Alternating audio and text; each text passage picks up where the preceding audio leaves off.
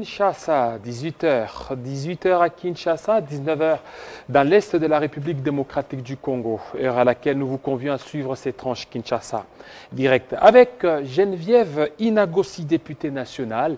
Avec elle, on va aborder la question sur l'entérinement de Denis Kadima à la tête de la centrale électorale.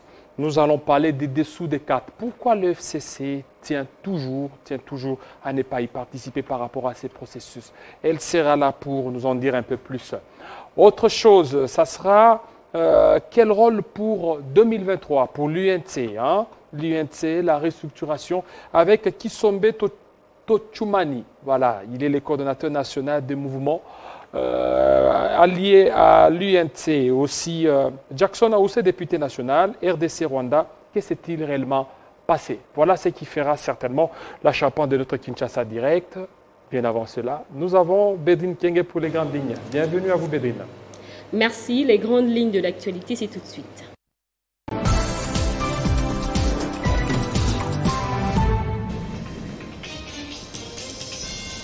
Les écoliers de quelques établissements scolaires de la ville de Kinshasa ont marché ce jeudi avant midi pour fustiger le fait qu'ils ne sont pas pris en charge par leurs enseignants depuis la rentrée des classes et réclament l'amélioration des conditions sociales de leurs enseignants, cause principale qui bloque la reprise des cours.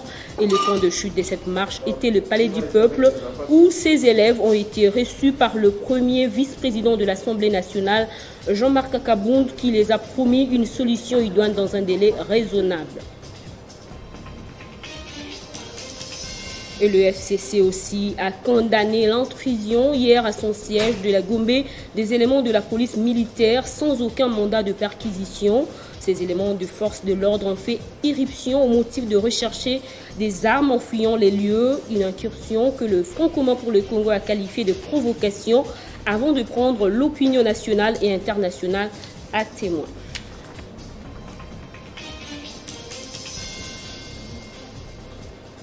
Dans l'actualité panafricaine, 2 manifestations se tiennent dans les rues de la capitale ce jeudi alors que le Soudan affronte une importante montée de tensions politiques.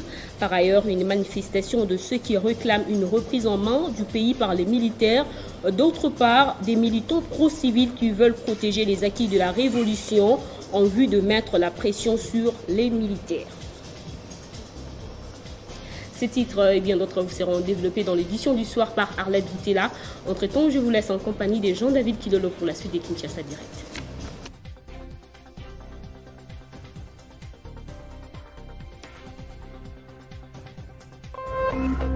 Téléchargez les infos Télé 50 sur www.télé50.cd. Voilà, merci. Merci à vous, Bédrine Kenge. L'information est aussi sur notre chaîne YouTube, Banamboka Congo. Vous allez suivre toutes nos différentes émissions. Tout de suite avec Madame Geneviève Inagossi pour parler de l'entérinement de Denis Kadima, les dessous des cartes.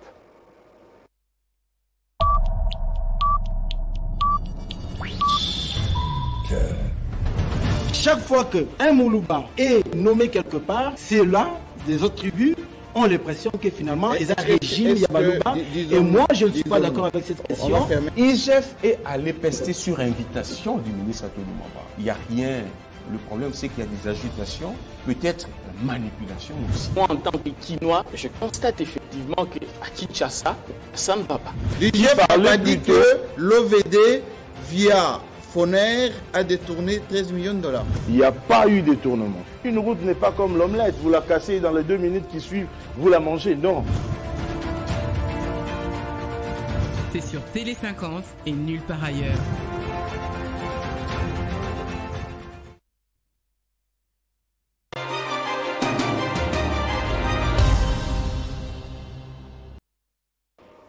Voilà, tel qu'annoncé, Madame Geneviève Inagossi Kassongo est notre toute première invitée pour parler de l'entérinement.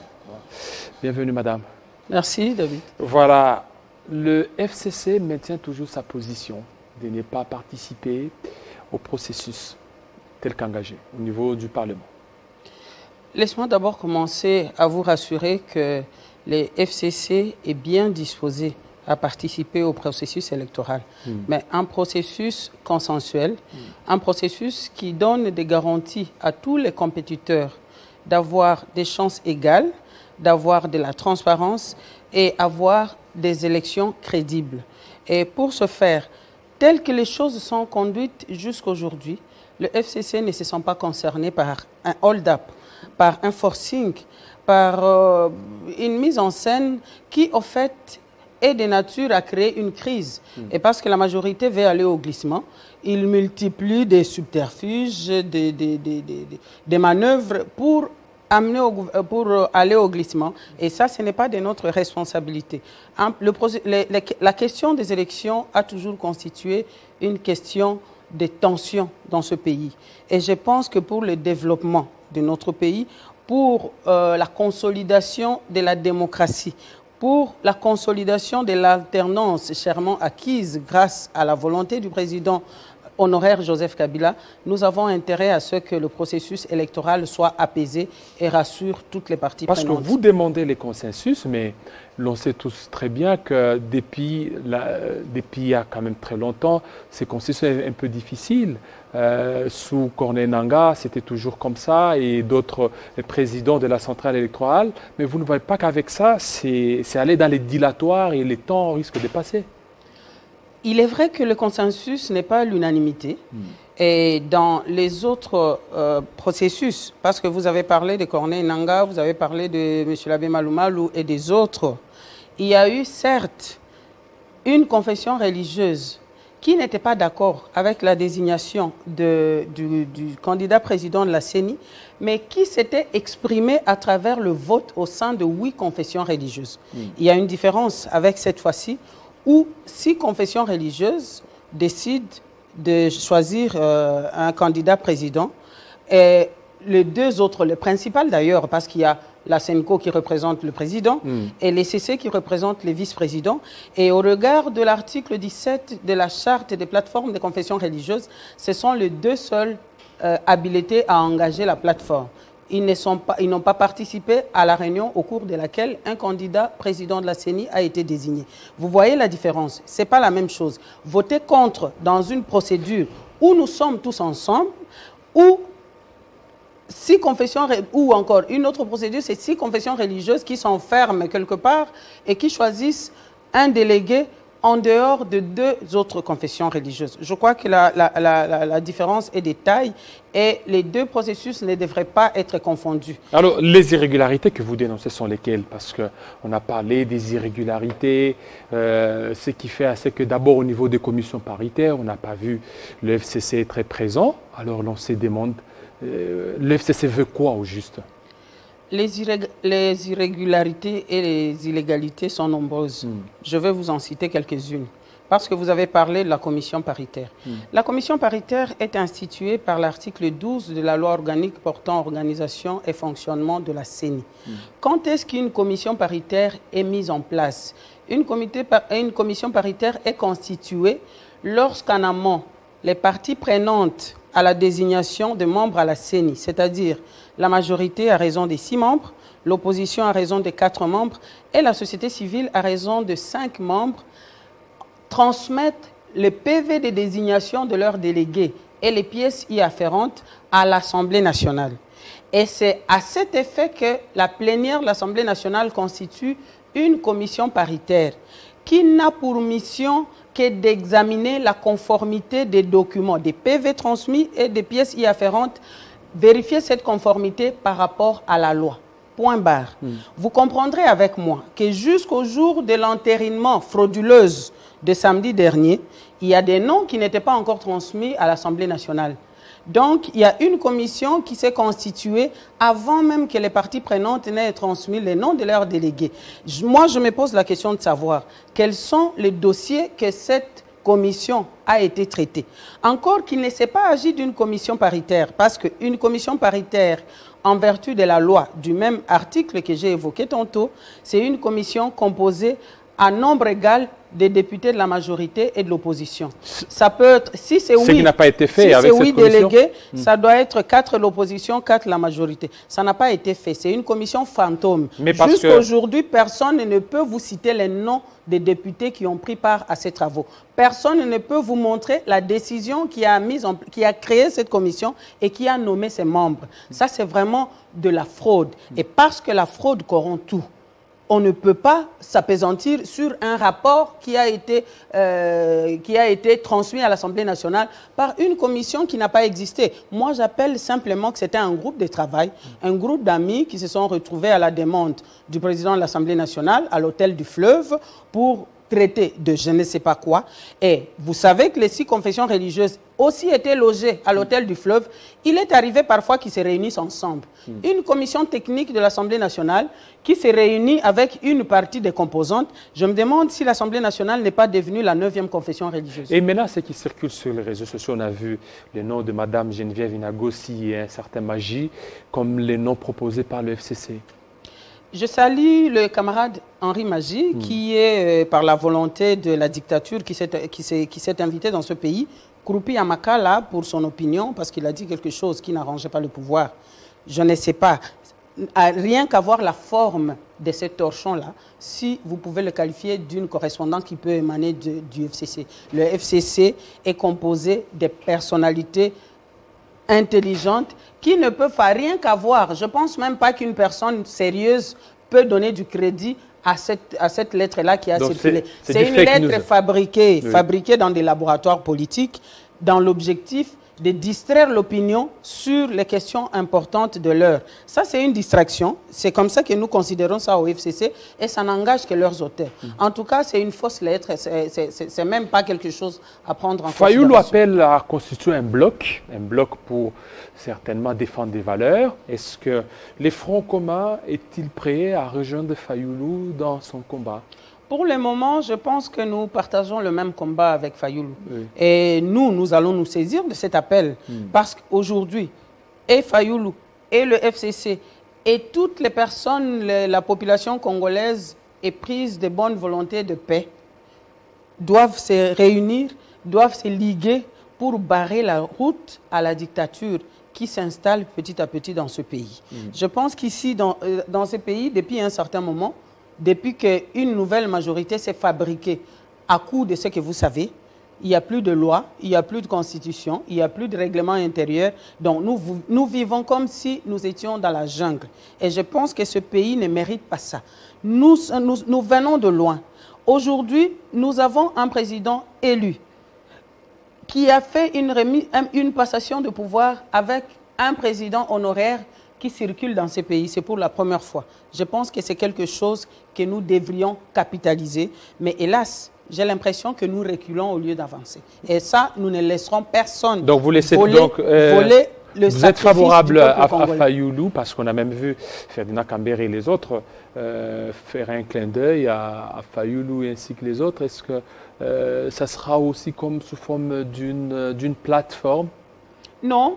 On n'a pas besoin d'une plateforme pour ça, c'est juste une dynamique. Une dynamique pour barrer la route à la dictature, pour barrer la route à la tricherie, pour barrer la route à la corruption, pour barrer la route à la corruption. Et les revendications de Katumbi aussi, Katumbi qui a écrit une lettre, vous trouvez ça légitime? Vous l'appuyez aussi? C'est une revendication tout à fait légitime. Je dis encore que c'est une affaire interne à l'Union sacrée. Et les raisons qui sont évoquées là-bas racontent à peu près nos revendications aussi. Ça, c'est un problème interne et qui va sûrement se régler au sein de la plateforme. Mais je pense que certaines de ces revendications sont tout à fait légitimes. Alors, si et nous les portons. Si aujourd'hui, le président ne parvient pas peut-être à promulguer une ordonnance, alors dans le sens de confirmer Denis Kadima, et qu'il demande à ce que le processus soit à zéro, vous ne voyez pas que c'est un retard par rapport au processus électoral déjà 2023 qui se pointe à l'horizon? Ce retard serait créé par la majorité elle-même. Parce qu'il y a longtemps, vous savez, depuis que ce processus a pris du retard ou est conflictuel ou encore il y a des divergences au sein des confessions religieuses. Parce qu'il faut dire ici que parmi les 5 délégués de la société civile, 2 proviennent des confessions religieuses, dont le président. Et j'ai suivi à travers vos médias ou ailleurs les deux confessions religieuses, l'ECC et la SENCO, dire qu'ils sont prêts au nom de du consensus, au nom de la paix, ils sont prêts à ce que le processus reprenne à zéro. Parce qu'il y a certains noms qui ont déjà suffisamment fait l'objet de suspicions, des antivaleurs, qu'on revienne à zéro et que ni l'ECC ni la SENCO ne va présenter un candidat. Donc, ils sont bien disposés à accepter le candidat qui sera présenté par une autre confession religieuse. Encore qu'ici, parce que nous parlons des confessions religieuses, au regard de l'article 10 de la loi organique portant organisation et fonctionnement de la CENI, toutes les confessions religieuses ne sont pas éligibles à désigner des délégués à la CENI. Les seules confessions religieuses qui sont éligibles, c'est des confessions religieuses qui ont une personnalité juridique, qui ont une effectivité, une existence effective sur le terrain et qui ont une expérience, une expertise avérée en matière électorale. Jean-David, est-ce que toutes ces confessions religieuses remplissent ces critères? Je dis non, parce que j'ai quand même une expérience d'une élue. Moi, je suis élue de milieu rural. Je connais quelle est la confession religieuse ou quelles sont les confessions religieuses qui ont une expertise, qui ont une expérience avérée en matière électorale. Il y a des confessions religieuses qui sont... qui ne sont que dans une commune à Kinshasa et qui sont peut-être audibles dans vos médias, et ça suffit. Je ne pense pas que ça soit ça. Donc ici, nous sommes dans la même situation que celle qui a prévalu à la désignation et à l'entérinement de Ronsard Malonda. Voilà, madame. 6 confessions religieuses contre 2. Ronsard Malonda a été entériné à l'Assemblée nationale et son dossier a été envoyé au président de la République pour investiture. Et la lettre du 13 juillet 2020 du président de la République envoyée à la présidente de l'Assemblée nationale dit clairement qu'à l'absence d'un consensus entre confessions religieuses, le président de la République a dit qu'il n'était pas à même de prendre des dispositions, c'est-à-dire d'investir Ronsard Malonda. Une autre raison, c'est de dire que la lettre ou le PV qui lui était transmis n'était pas l'émanation du président et du vice-président de la plateforme confession religieuse, le seul autorisé à engager la plateforme. Nous sommes dans un cas de jurisprudence, les mêmes causes produisant les mêmes effets, le parallélisme de forme. Moi, je ne vois pas, et au FCC, nous ne voyons pas comment le président de la République va se dédire. Voilà. Puisque vous parlez du FCC pour terminer, on a suivi l'alerte du docteur Félix Kabange-Numbi dénonçant l'intrusion. Qu'est-ce qui s'est passé réellement hier? Ce qui s'est passé hier, c'est que nous étions surpris d'apprendre qu'un groupe de militaires de la police militaire ont fait intrusion au siège de réunion du FCC au motif fallacieux qu'il y avait des armes qui étaient cachées là-bas. Il n'y avait personne parce que personne n'a été prévenu. Ils sont venus, ils ont cassé des portes, ils ont cherché, ils ont fouillé partout, ils n'ont trouvé aucune arme. Pour nous, au FCC, nous considérons que c'est une provocation, c'est une intimidation. Et ce n'est pas digne d'un État dit de droit. Si nous sommes dans un État de droit, les choses ne se passent pas comme ça. C'est depuis plusieurs années que nous nous réunissons en ces lieux. Nous ne sommes pas engagés dans une guerre ou encore dans quoi que ce soit. Nos revendications sont basées sur la loi, sur les règlements.